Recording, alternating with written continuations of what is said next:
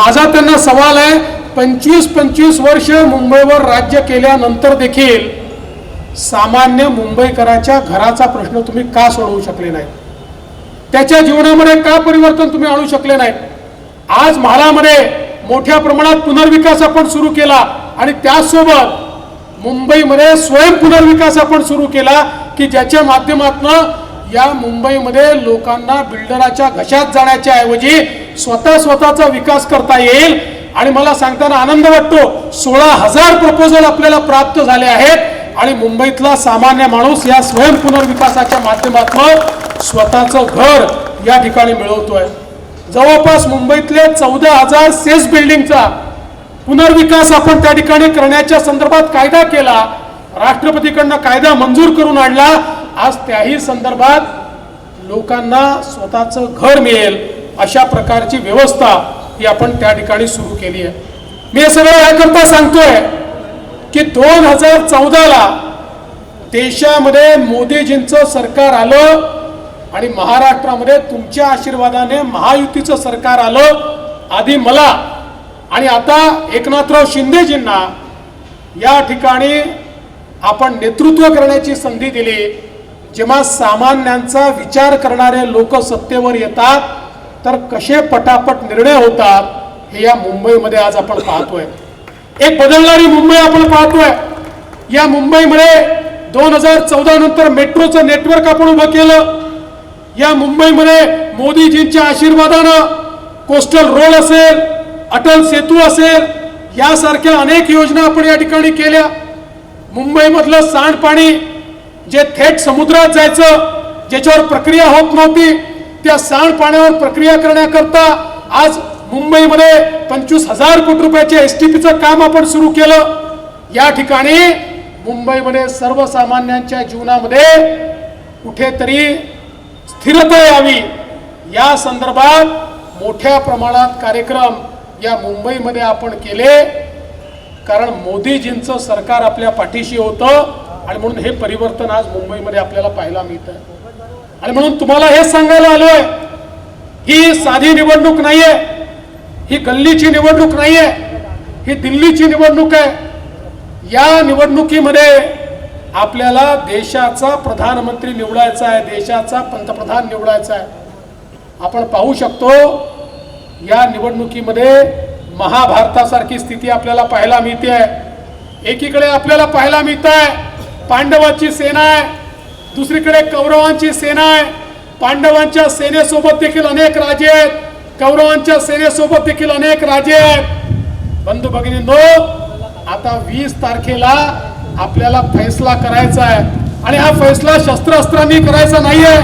हा जो फैसला आपल्याला या ठिकाणी करायचा आहे तो सगळा फैसला आपल्याला खऱ्या अर्थानं आपल्या मतांच्या माध्यमातून करायचा आहे. एकीकडे विकास पुरुष असलेले आपले लाडके नेते विश्वगौरव नरेंद्र मोदीजी आहेत आणि मोदीजींच्या सोबत बाळासाहेबांचा विचार सांगणारे आणि श्रद्धेय बाळासाहेबांच्या विचारावर चालणारे एकनाथराव शिंदेजींची शिवसेना आहे, अजित पवारांची एनसीपी आहे, राज ठाकरेंची मनसे आहे, आठवले साहेबांची रिपाई आहे, पिरीप आहे, रयत क्रांती आहे, जनसुराज्य आहे, पांडवांची सेना सज्ज आहे.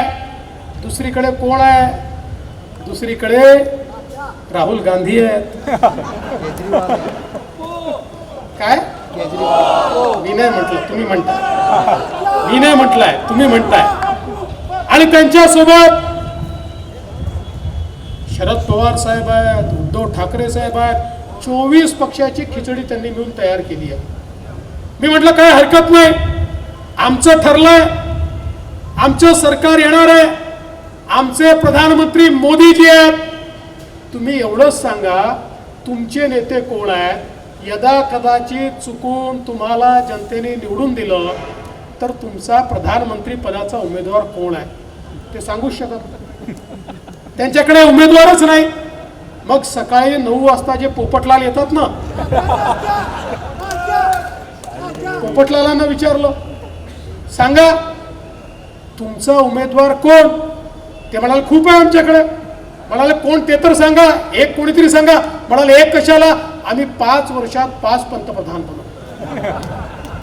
मी म्हटलं खूप चांगलं आहे, पण पहिला पंतप्रधान कसा बनवाल.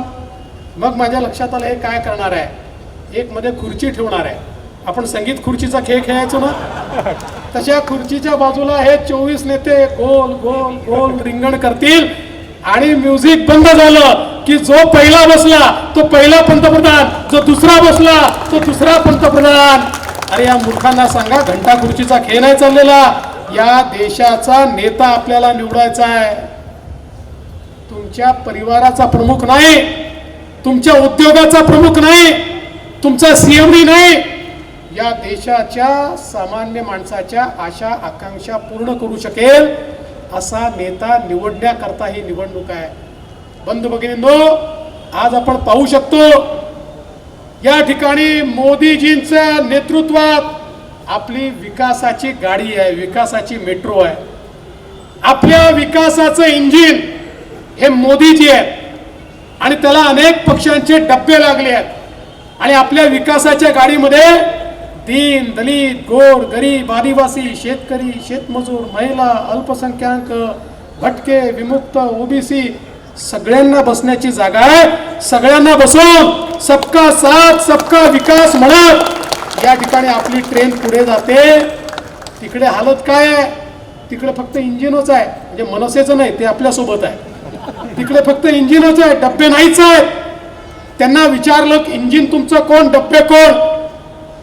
तिकडे राहुल गांधी म्हणतात मी इंजिन आहे, शरद पवार म्हणतात मी इंजिन आहे, उद्धव ठाकरे म्हणतात मी इंजिन आहे, लालूजीचा पोरगा म्हणतो मी इंजिन आहे, मुलायम सिंगाचा पोरगा म्हणतो मी इंजिन आहे, ममता बॅनर्जी म्हणते मी इंजिन आहे, स्टॅलिन म्हणतो मी इंजिन आहे. तिकडे डब्बे नाहीच आहे. आणि बंधू भगिनींनो, इंजिन मध्ये बसायला सामान्य माणसाला जागा असते का. इंजिन मध्ये फक्त ड्रायव्हर बसतो.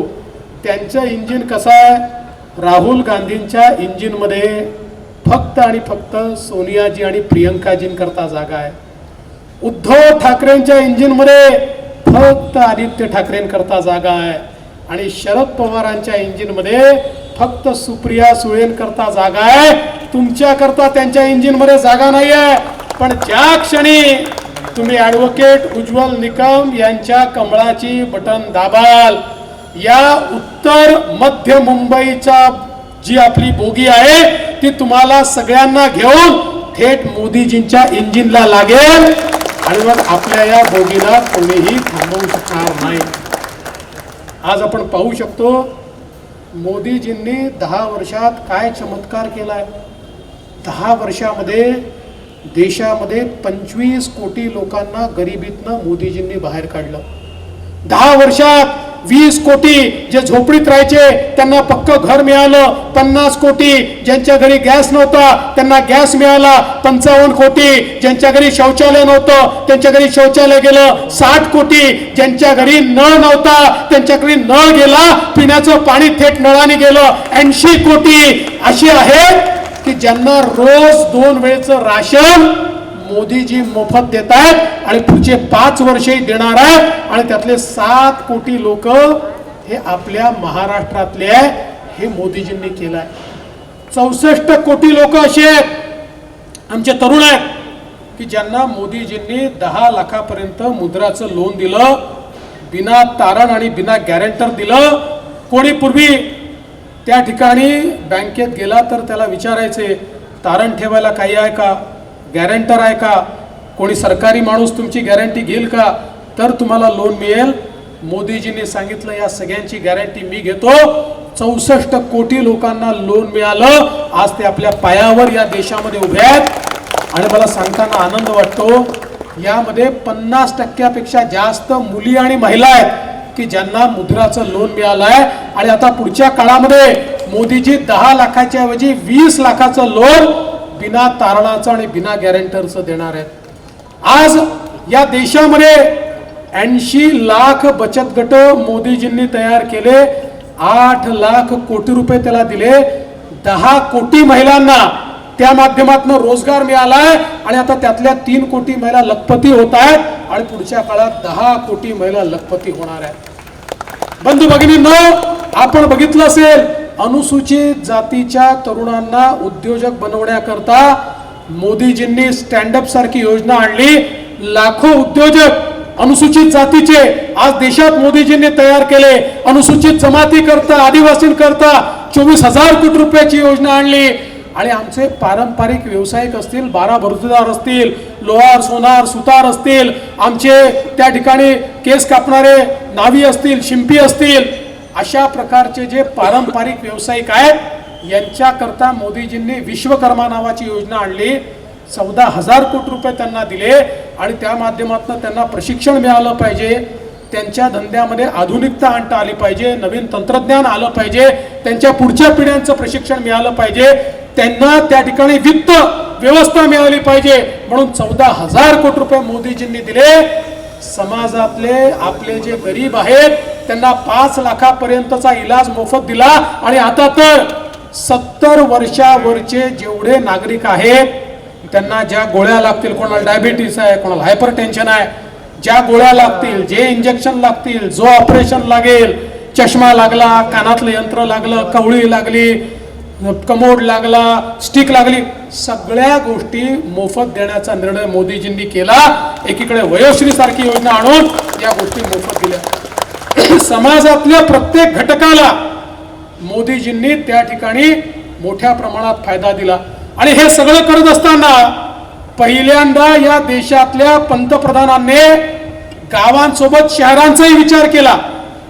यापूर्वी केंद्रातलं सरकार शहरांचा विचार करायचं नाही, शहराला 1 पैशाचं अनुदान मिळायचं नाही. आज कोट्यावधी रुपये हे शहरांना मिळत आहेत. शहरांचं बदलतं स्वरूप. आपले उमेदवार उज्ज्वल निकमजी या ठिकाणी आलेले आहेत. जोरदार ताली वाजवून त्यांचं आपण स्वागत करूया. येऊ द्या, चला समोर येऊ जाताना. या निकम साहेब समोर या.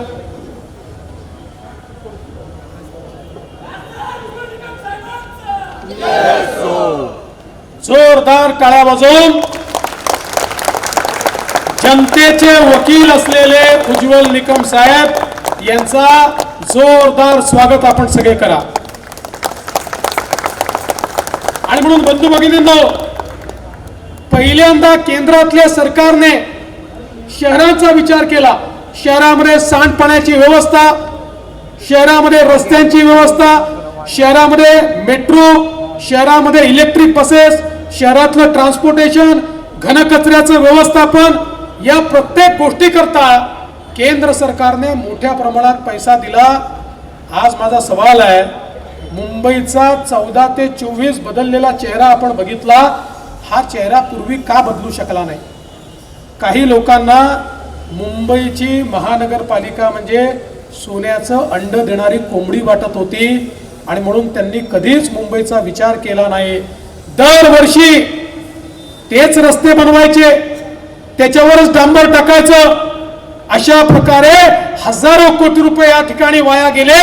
पण मुंबई नेहमीच खड्डेयुक्त राहिली. या ठिकाणी पावसाळा आला की मुंबईच्या खड्ड्यांवर आमचे माध्यम त्या ठिकाणी फिल्म बनवतात. हे वर्षानुवर्ष आपण पाहिलं. पहिल्यांदा आमचे एकनाथराव शिंदेजी आल्यानंतर या ठिकाणी महानगरपालिकेला आम्ही निर्णय घ्यायला लावला आणि सांगितलं, आता डांबरी रस्ते बनणार नाही, सगळे कॉन्क्रीटचे रस्ते बनतील.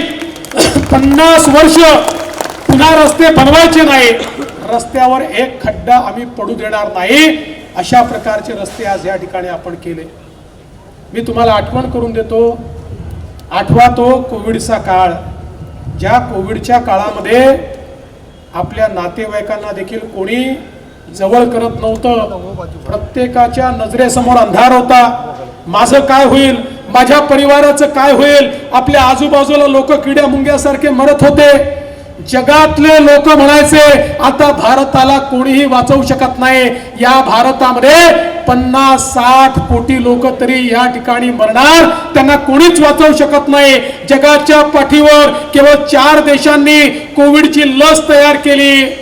बंधू भगिनींनो, ते देश वाट पाहत होते, भारत आमच्याकडे येईल आणि भीक मागेल, आम्हाला तुम्ही लस द्या. पण आपल्या पंतप्रधानांना माहिती होतं, त्या देशांकडे जाऊन लस मागितली तरी ते सांगणार आहेत, हो तुम्हाला देतो, आधी आमच्या लोकांना लस लावतो आणि मग तुम्हाला लस देतो. आपल्या लोकांना वाचवायचं होतं. पंतप्रधान महोदयांनी देशातले वैज्ञानिक एकत्रित केले, देशातले फार्मासिस्ट एकत्रित केले, त्यांना सांगितलं आपल्याच देशात लस बनवायची आहे. त्यांनी सांगितलं रॉ मटेरियल आपल्या देशात नाही आहे. मोदीजींनी जगामध्ये सगळीकडे आपले संबंध वापरले, ऑक्सिक्लोरोक्विन तिकडे दिलं, रॉ मटेरियल इकडे घेतलं आणि त्या माध्यमातून आपल्याच देशामध्ये कोरोनाची लस तयार केली. जगामध्ये लस तयार करणारा 5वा देश हा आपला भारत देश होता. 140 कोटी लोकांना मोदीजींनी मोफत लस त्या ठिकाणी दिली. आपण सगळे जिवंत आहोत आणि हे 50-60 कोटी लोक या देशात मेले नाही, कारण ही लस आपल्यापर्यंत पोहोचली, 2 वेळा पोहोचली आणि मोफत पोहोचली. पण माझा सवाल आहे, एकीकडे मोदीजी आपल्याला जगवण्याकरता प्रयत्न करत होते, त्यावेळी या मुंबईमध्ये काय चाललं होतं? मुंबईतले महानगरपालिकेतले सत्ताधारी काय करत होते? या ठिकाणी प्रेताच्या टाळूवरचं लोणी खाणं कशाला म्हणतात ते आपल्याला मुंबईमध्ये पाहायला मिळालं. खिचडीचा घोटाळा, ऑक्सिजनचा घोटाळा, रेमडेसिवीरचा घोटाळा आणि एवढं तर सोडाच, कफन घोटाळा, बॉडी बॅगचा घोटाळा देखील या ठिकाणी होताना आपण बघितला. आणि साधारणपणे एखादी बॉडी नेण्याकरता 1300 रुपयाची बॅग लागते, ती 6-6 हजार रुपयामध्ये खरेदी करून त्यातही काही लोक दलाली खात होते. अशा प्रकारचे दलालबाज, दगाबाज लोक हे त्या ठिकाणी आपल्याला मुंबईमध्ये पाहायला मिळाले. बंधू भगिनींनो, ज्यांना जाब विचारण्याची वेळ हीच आहे. जेव्हा आपण मरत होतो त्यावेळी जे आपली खिचडी चोरून खातात त्यांना जाब विचारण्याची वेळ आज खऱ्या अर्थानं आली आहे. मी तुम्हाला विनंती करतो, तुम्ही आठवा तो काळ, ज्या काळामध्ये या मुंबईमध्ये रोज बॉम्बस्फोट व्हायचे. कधी मुंबईत व्हायचे, कधी पुण्यात व्हायचे, कधी हैदराबादला व्हायचे, कधी बंगलोरला व्हायचे. काय करायचं आमचं सरकार? मुंबईमध्ये बॉम्बस्फोट झाला, आमचे पंतप्रधानांनी पाकिस्तानचा निषेध केला. पुन्हा बॉम्बस्फोट झाला, पुन्हा निषेध केला. मग पुण्याला बॉम्बस्फोट झाला, मग तीव्र निषेध केला. मग कसाब आला, आमच्या इथे हल्ला केला, आमच्या लोकांना मारून टाकलं. आमचे पंतप्रधान अमेरिकेमध्ये गेले, अमेरिकेला म्हणाले बघा आमच्याकडे पुरावा आहे, पाकिस्तानी लोकांनी या ठिकाणी घुसून आमच्याकडे हल्ला केलाय, तुम्ही आता त्यांच्यावर कारवाई करा. म्हणजे एखाद्या शाळेमध्ये एखाद्या पोराने दुसऱ्या पोराला मारावं आणि त्यांनी शिक्षकाकडे जाऊन सांगावं बघा बघा तो मला मारतोय, तुम्ही आता त्याला रागवा. अशा प्रकारची अवस्था 140 कोटीच्या देशाच्या पंतप्रधानांची होती. बंधू भगिनींनो, या देशामध्ये मोदीजी प्रधानमंत्री झाले आणि मोदीजींनी या ठिकाणी एक वेगळा भारत तयार केला. आपल्या इथे पुन्हा त्यांना वाटलं आता आपण हल्ला करू शकतो. उडीमध्ये आणि पुलवामामध्ये त्यांनी हल्ला केला. हे नवीन सरकार होतं, हे मोदीजींचं सरकार होतं. मोदीजींनी अमेरिकेकडे, रशियाकडे विनवणी केली नाही, थेट पाकिस्तानमध्ये घुसून त्या ठिकाणी सर्जिकल स्ट्राईक आणि एअर स्ट्राईक केला, आतंकवाद्यांना मारून टाकलं. माझा सवाल आहे बंधू भगिनींनो, 2019 नंतर पाकिस्तानच्या बापाची तरी हिम्मत झाली का भारतामध्ये एक तरी बॉम्बस्फोट करायची? अरे पाकिस्तानला माहिती आहे आपला बाप आता नवी दिल्लीत बसलाय, आता या ठिकाणी अशा प्रकारे बॉम्बस्फोट करता येणार नाही. हा साधा भारत नाही आहे. पण मला आश्चर्य वाटतं, आज ज्यावेळी उज्ज्वल निकम यांच्यासारखा एक वकील, जो देशभक्त वकील आहे, उज्ज्वल निकम साधे वकील नाही आहेत. या देशामध्ये एखादाच वकील तुम्हाला असा मिळेल की ज्याने हा निर्धार केला की मी केवळ जनतेला न्याय देईल, मी अपराध्याकडनं उभा राहणार नाही. उज्ज्वल निकम कधीही अपराध्याकडनं उभे राहिले नाही, ते जनतेकडनं उभे राहिले आणि प्रत्येक ठिकाणी जे अपराधी होते त्या अपराध्यांना फाशीवर पोचवण्याचं काम करणारे हे उज्ज्वल निकम साहेब आहेत. आपल्याला कल्पना आहे, कसाबला फाशी देण्याकरता ज्या कसाबने या ठिकाणी याच भारतामध्ये आमच्या मुंबईकरांना मारून टाकलं, आमच्या मुंबईकरांना शहीद केलं, आमचे करकरेजी, कामतेजी, साळसकरजी, तुकाराम ओंबळेजी ज्यांनी आमच्या करता बलिदान केलं, त्यांच्या बलिदानाला वाया जाऊ द्यायचा नाही आमचा निर्धार होता. आणि म्हणून उज्ज्वल निकम कोर्टात उभे राहिले आणि असे पुरावे त्या ठिकाणी मांडले. कोर्टाने मान्य केलं, होय कसाबने या ठिकाणी अशा प्रकारे ही कारवाई केली आहे आणि कसाबला फाशी दिली पाहिजे. कसा आपला फाशीपर्यंत पोहोचवणारे उज्ज्वल निकम साहेब आहेत. पण बंधू भगिनींनो, आज अवस्था काय आहे? आज अवस्था अशी आहे, काँग्रेसचे नेते म्हणतात करकरे यांचा मृत्यू कसाबच्या गोळीने झालाच नाही. ते असं म्हणतात उज्ज्वल निकम साहेब कसाबला बदनाम करतात. म्हणजे यांना कोणाच्या बदनामीची चिंता आहे? कसाबच्या बदनामीची चिंता आहे.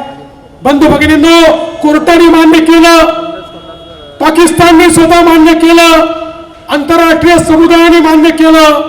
2008 ते 2014 या देशामध्ये आणि महाराष्ट्रामध्ये काँग्रेसचं सरकार होतं आणि आता यांना आठवत आहे करकरे साहेबांना त्या ठिकाणी कसाबनी मारलं नाही. अरे नालायकांनो, राजकारण करायचं तेवढं करा, पण किमान शहीदांवर तर प्रश्नचिन्ह लावू नका.